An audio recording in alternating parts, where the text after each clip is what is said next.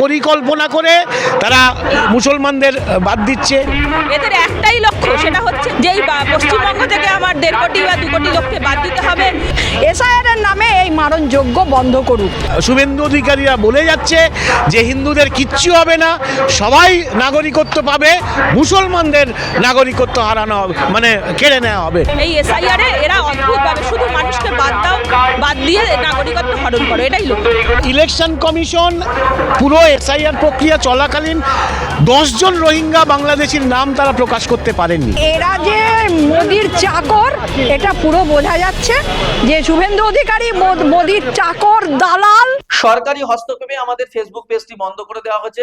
আমাদের সমস্ত খবরাখবর ইউটিউব চ্যানেলে প্রকাশিত হচ্ছে, তাই আপনাদের সকলের কাছে অনুরোধ, আমাদের জিআই এর ইউটিউব চ্যানেল আপনারা সাবস্ক্রাইব করুন এবং আপনাদের আত্মীয় স্বজন বন্ধু বান্ধব সকলকে বলুন আমাদের ইউটিউব চ্যানেলটি সাবস্ক্রাইব করতে।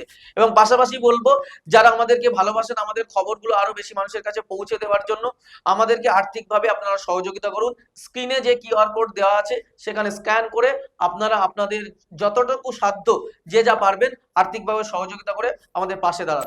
এসআইআর এর মাধ্যমে 65 লক্ষ মানুষের নাম অলরেডি বাদ চলে গেছে, সেই জায়গায় দাঁড়িয়ে কি মনে হচ্ছে আরো কি এই মাত্রা বাড়বে? যেরকম শুভেন্দু অধিকারী বলেছিল 1 কোটি রোহিঙ্গা বার করবে, কি বলবেন?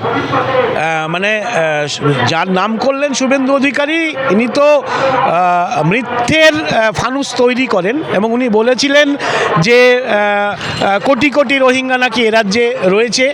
কিন্তু আশ্চর্যের বিষয়, ইলেকশন কমিশন পুরো এসআইআর প্রক্রিয়া চলাকালীন 10 জন রোহিঙ্গা বাংলাদেশির নাম তারা প্রকাশ করতে পারেননি। ফলে তারা যখন দেখেছেন যে মিথ্যের ফানুসটা ফেটে গেছে, তখন আবার তিনি মিথ্যের একটা কল্পনার জাল বুনতে শুরু করেছেন এবং বলছেন নাকি 45 দিন তারা যদি ক্ষমতায় আসে 45 দিনের মধ্যে সমস্ত রোহিঙ্গা বাংলাদেশিদের লিস্ট প্রকাশ করবেন। মানে মিথ্যেরও তো একটা শেষ আছে। ফলে এদের মিথ্যে একটার পর একটা মিথ্যে বানিয়ে দিচ্ছে।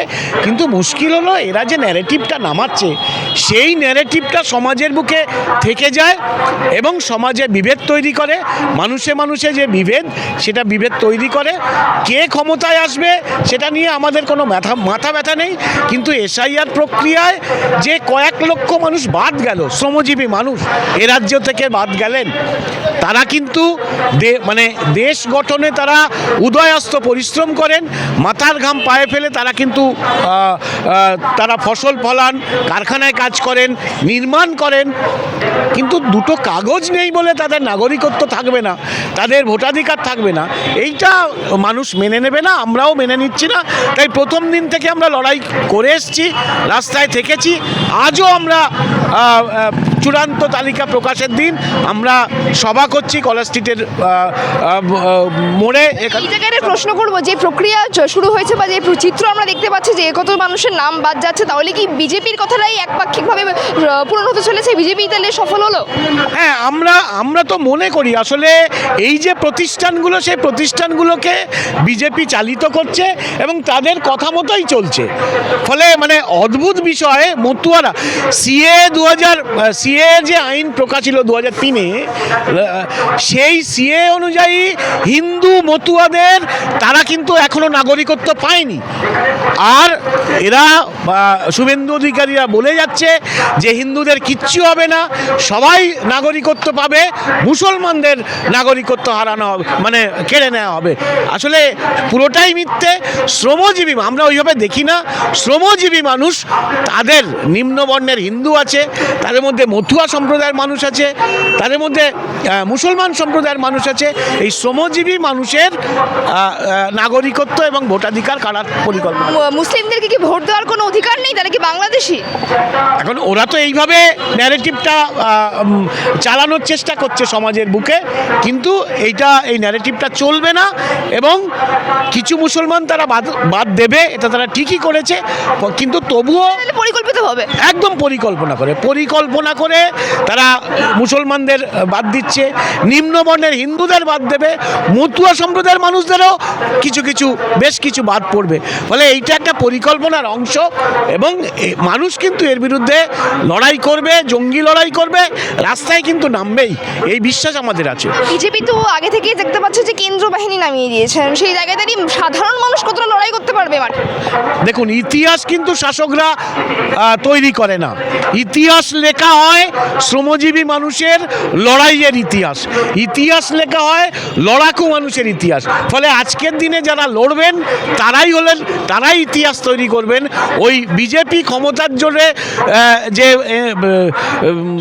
এসআইআর তালিকা প্রকাশের আগেই যে কেন্দ্রীয় বাহিনী নামিয়ে দিয়েছে, এইটা দিয়ে খুব বেশি কিছু আটকানো যাবে না।